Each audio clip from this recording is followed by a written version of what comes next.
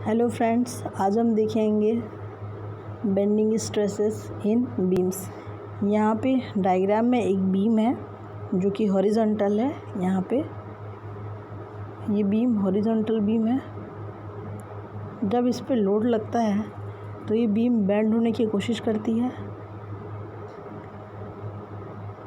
Load लगने पर ये बीम बेंड हो जाएगी और कर्व शेप ले लेगी। ठीक है, तो बेंड होने पर इसमें कुछ स्ट्रेस भी डेवलप होंगे। जब बीम बेंड हो जाती है तो एक कर्व का रूप ले लेती है। तो इस कर्व का कुछ न कुछ रेडियस होगा। मान लिया कि वो रेडियस आर है, रेडियस ऑफ कर्वेचर। अब इसका जो बीम का जो इनर वाला पोर्शन है, बेंड होने के बाद यहाँ पे संकुचन होता है, यानी कि कंप्रेशन होता है। यहाँ पे जो स्ट्रेस डेवलप होता है उसको कंप्रेसिव स्ट्रेस बोलते हैं। तो उसी तरीके से आउटर पोर्शन पे तनाव डेवलप होता है या टेंशन डेवलप होता है। यहाँ जो स्ट्रेस डेवलप होता है उसको हम टेंसाइल स्ट्रेस बोलेंगे। लेकिन बीच में एक लेयर ऐसा होता है जहाँ पे ना तो कंप्रेसिव स्ट्रेस डेवलप होता है, ना ही टेंसाइल स्ट्रेस। उस लेयर को या उस एक्सिस को हम बोलते हैं न्यूट्रल एक्सिस। वो न्यूट्रल होता है, वहाँ पे ना ही टेंशन होता है ना ही कंप्रेशन होता है। ठीक है, इस वाले पार्ट में बीम जब बेंड हो जाता है तो अंदर वाले पार्ट में कंप्रेशन होगा, बाहर वाले पार्ट में टेंशन। लेकिन न्यूट्रल एक्सिस में क्या होगा, ना ही टेंशन होगा ना ही कंप्रेशन। ठीक है, तो न्यूट्रल एक्सिस क्या है? ऐसा एक्सिस या ऐसी लेयर जहाँ पे ना ही कंप्रेसिव स्ट्रेस डेवलप होगा ना ही टेंसाइल स्ट्रेस, तो उसको हम बोलेंगे न्यूट्रल एक्सिस। नेक्स्ट देखते हैं। यहाँ पे एक इक्वेशन दिया हुआ है, m upon I is equal to sigma upon Y is equal to E upon R. ठीक है, अगर ये देखिए एक रेक्टेंगुलर बीम है। बीम इस तरीके की होती है।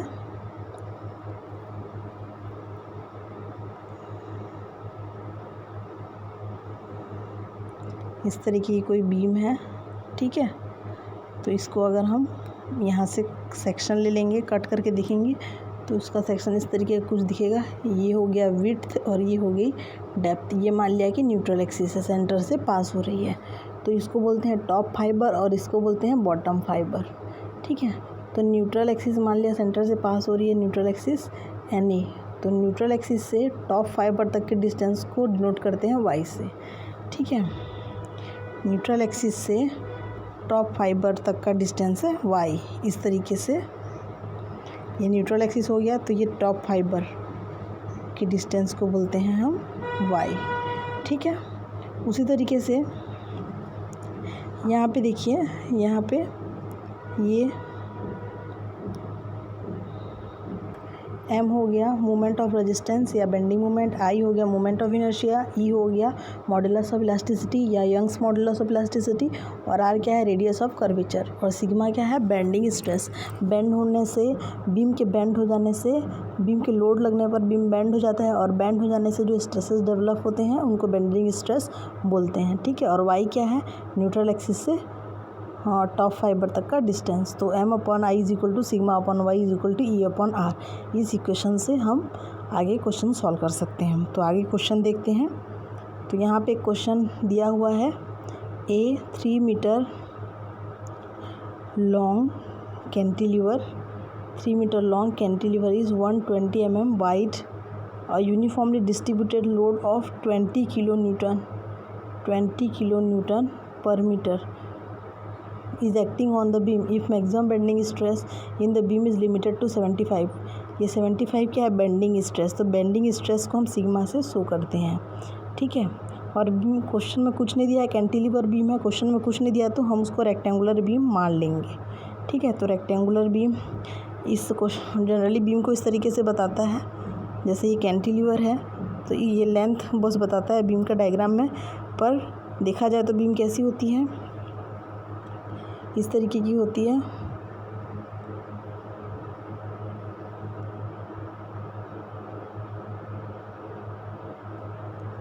ठीक है, तो बीम की लेंथ भी होती है, ये बीम की विड्थ हो जाती है और ये डेप्थ। तो बीम का अगर सेक्शन लेकर के देखेंगे, ठीक है, तो क्या हो जाएगा? सेक्शन लेकर के अगर हम देखेंगे तो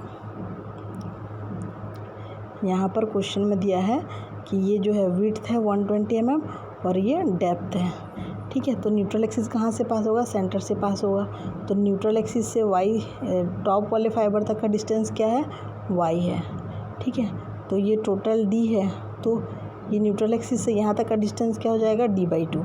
इस तरीके से ये मान लिया कि न्यूट्रल एक्सिस है, तो ये टॉप तक का डिस्टेंस कितना हो जाएगा, अगर ये पूरा डिस्टेंस d है तो ये डिस्टेंस क्या हो जाएगा, d/2। तो y की वैल्यू क्या हो जाएगी, d/2।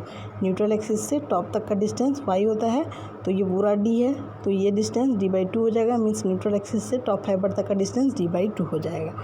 ठीक है, तो यहाँ पे हमने ले लिया है। यहाँ पे देखिए, ये हमने इक्वेशन यूज़ कर लिया m/i = σ/y। तो इसमें दिया क्या है, सिग्मा दे दिया है 75 Nm/mm²। यहाँ पे लेंथ दे दी है, बीम की लेंथ 3 मीटर है, बीम की विड्थ दे दिया है 120 mm।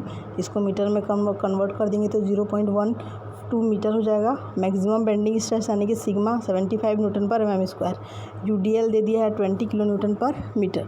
डेप्थ ऑफ बीम हमको फाइंड आउट करना है। ये इक्वेशन की हेल्प लेंगे। मॉडुलस ऑफ इलास्टिसिटी नहीं दिया है, आर नहीं दिया है, तो हम इसको नहीं लेंगे। हम इन दोनों को इक्वेट करेंगे, m/i = σ/y, और इससे हम डेप्थ कैलकुलेट करेंगे।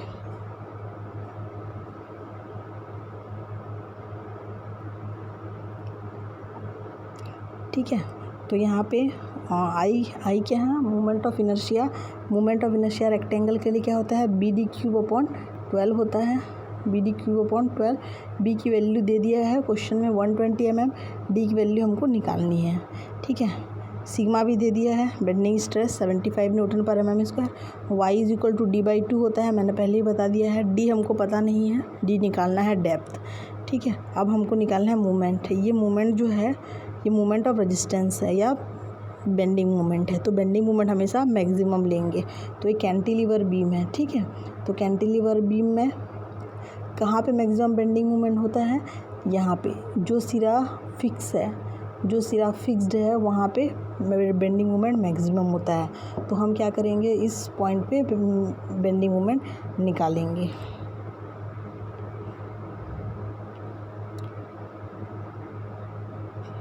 ठीक है, तो यहाँ से इस तरीके से अगर इतने डिस्टेंस पे सेक्शन ले लेंगे, इस सेक्शन के इस साइड देखेंगे, इस सेक्शन के इस साइड देखेंगे, तो यहाँ पे 20 आ रहा है, तो यूडीएल 20 हो जाएगा। इनटू कितना लेंथ पे एक्ट करेगा, हम यहाँ पे चाहें तो डायरेक्ट निकाल सकते हैं। यहाँ पे हम डायरेक्ट निकाल सकते हैं। चलो इसको x मान लेते हैं, x पे एक सेक्शन ले लिए, तो 20 × x हो जाएगा, इंटू ये कहाँ पे एक्ट करता है, सेंटर पे, या हम इसको तो सेंटर पे एक्ट करता है तो x/2 भी हो जाएगा। ठीक है, या हम इसको डायरेक्ट भी ले सकते हैं। इसमें x की जगह पे 3 रख देंगे तो भी हमारा आंसर आ जाएगा, या फिर आप डायरेक्ट लेना चाहोगे तो ले सकते हो। देखो यहाँ पे 20 kN/m का यूडीएल लग रहा है। ठीक है, तो यूडीएल हो गया 20 इंटू कितने लेंथ पे लग रहा है, 3 इंटू ये UDL into length, total load हो गया। ठीक है, और कितने पे एक्ट होता है यूडीएल, 3/2 पे। तो इस तरीके से ये हमारा मूवमेंट आ जाएगा। अगर हमको ए पॉइंट पे मूवमेंट निकालना है तो हम कैसे निकालेंगे, ये यूडीएल है 20 इंटू कितने पे लग रहा है, 3 मीटर पे, तो इंटू 3 कर देंगे, टोटल लोड आ जाएगा। लोड इंटू डिस्टेंस यूडीएल कहाँ पे लगता है, सेंटर पे, तो 3/2 पे लगता है। ठीक है, तो 3/2। तो इस तरीके से देखिए यहाँ पे हमारा मूवमेंट आ गया। यहाँ पे हमने मूवमेंट निकाल लिया, ए पे कितना आ गया, 20 इंटू 3 इंटू 3/2, तो 90 kN/m। ठीक है, ध्यान रखिए ये किलो न्यूटन में है, तो हम जब सॉल्व करेंगे तो न्यूटन में इसको कन्वर्ट कर लेंगे। तो किलो न्यूटन को न्यूटन में कन्वर्ट करने के लिए इंटू हमको 1000 करना पड़ेगा। तो y की वैल्यू d/2 है, i की वैल्यू BD³/12 है, तो हम ये वाला इक्वेशन लेंगे, m/i = σ/y। ठीक है, इस तरीके से हम आगे सॉल्व करेंगे। आगे हम इसमें रखेंगे तो 90 यहाँ पे हमने रख दिया है, m की जगह पे रखा है 90 kN/m। तो किलो न्यूटन को न्यूटन में चेंज करने के लिए इंटू 1000 कर दिया, और मीटर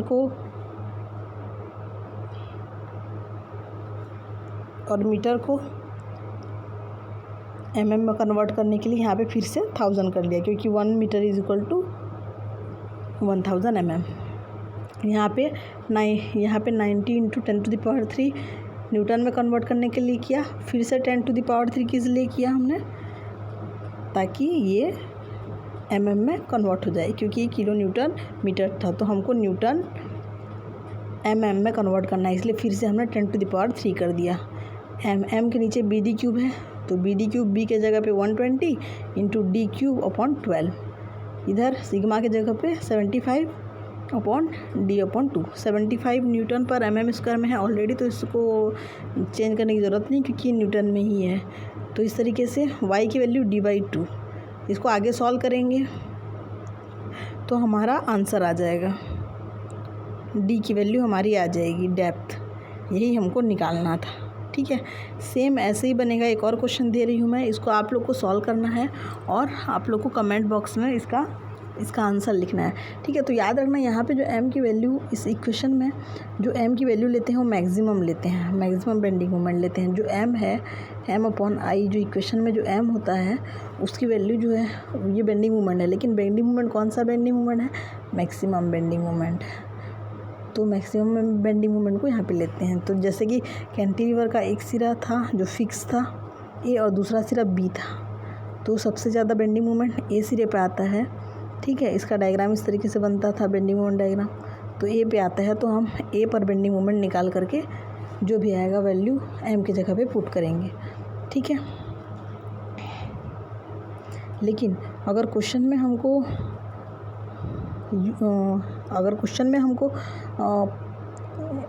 सिंपली सपोर्टेड बीम देगा, तो हम जानते हैं कि सिंपली सपोर्टेड बीम के दोनों सिरों पे यहाँ भी मोमेंट 0 होता है, यहाँ भी मोमेंट 0 होता है, सेंटर पे मोमेंट मैक्सिमम होता है। तो हम डायरेक्ट फार्मूले से भी निकाल सकते हैं। हम अगर कन्वेंशनल मेथड से जाएंगे तो Fx0 Fy0 summation of Fx0 summation of Fy0 summation of moment is equal to 0 करना पड़ेगा। तो डायरेक्ट हम यहाँ पे मैक्सिमम बेंडिंग मोमेंट निकाल सकते हैं अगर सिंपली सपोर्टेड लोड है। ठीक है, अगर सिंपली सपोर्टेड बीम है, ठीक है, क्वेश्चन में अगर दिया है और UDL दिया है, ठीक है, UDL दिया है, तो यहाँ पे हम क्या कर सकते हैं, ये मान लिया UDL स्मॉल w दिया है, तो हम मैक्सिमम बेंडिंग मोमेंट का फॉर्मूला क्या होता है, स्मॉल w इंटू L²/8, मतलब जो भी लेंथ होगी बीम की वो है L।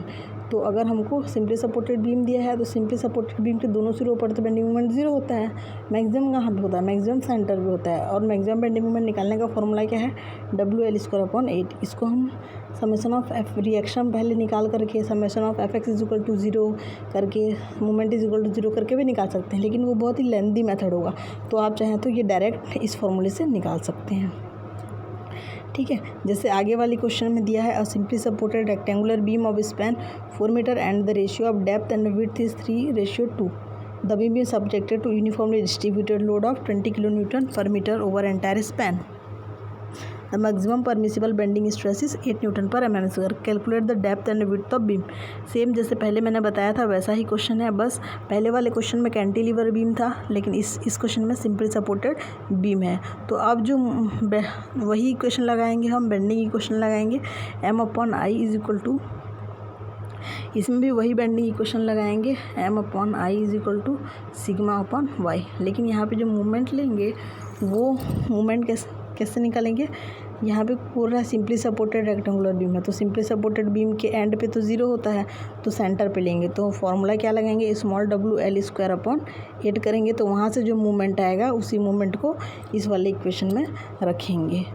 ठीक है, उसी तरीके से अगर क्वेश्चन में सिंपली सपोर्टेड नहीं दिया रहता, अगर क्वेश्चन में पॉइंट लोड दे दिया रहता, तो सिंपली सपोर्टेड बीम है और पॉइंट लोड है, तो सिंपली सपोर्टेड बीम तो एंड पे तो 0 हो जाएगा बेंडिंग मोमेंट, लेकिन इस पॉइंट लोड की वजह से मैक्सिमम बेंडिंग मोमेंट सेंटर पे आएगा। तो उसका फॉर्मूला क्या है, WL/4। ध्यान रहे UDL वाले में स्मॉल WL²/8 होता है, लेकिन इसमें जो है ये स्मॉल w किसको शो करता है, UDL को। लेकिन अगर पॉइंट लोड लग रहा है W, तो वहाँ पे कैपिटल W होता है, कैपिटल WL/4, उसको कैपिटल W से डिनोट करते हैं। पॉइंट लोड को कैपिटल W से और UDL को स्मॉल w से डिनोट करते हैं। ठीक है, इस क्वेश्चन में एक और ध्यान देने वाली बात है, इसमें बोल रहा है कि डेप्थ और विड्थ का रेशियो कितना है 3/2। तो यहाँ से डी हो जाएगा 3/2 बी। तो आई कैसे निकालेंगे हम, आई का फॉर्मूला होता है BD³/12। तो आई के फॉर्मूले में हमको क्या रखना पड़ेगा, बी के जगह पे तो बी ही रखेंगे, डी के जगह पे क्या रखेंगे, डी की वैल्यू कितनी है 3/2 इंटू बी। तो यहाँ पे हमको डी के जगह पे क्या रखना पड़ेगा 3/2 इंटू बी, फिर इसका क्यूब करना पड़ेगा। तो ये बी के जगह ये और डी के जगह 3/2 B/2 और 12। ठीक है, तो इस तरीके से आप इस क्वेश्चन को सॉल्व कर लेंगे और इसका आंसर बताएंगे। Thank you.